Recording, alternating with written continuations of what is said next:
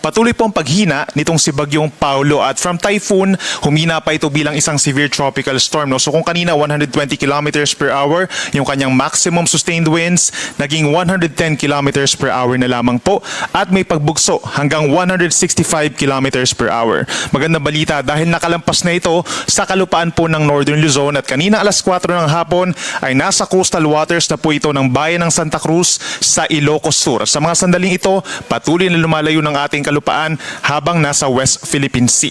Isa pang maganda balita, patuloy ang pagbilis din nitong si Bagyong Paulo palayo ng ating kalupaan, moving west-northwest at 35 kilometers per hour. Base sa ating latest satellite animation, nahagip pa rin po directly nitong si Bagyong Paulo ang malaking bahagi ng Northern and Central Luzon, lalo na yung western sections, Ilocos Region, Cordillera Region, Zambales, Bataan, medyo mabagyo pa rin po, no? Mataas ang tsansa ng mga ulan at malakas na hangin sa mga susunod na oras.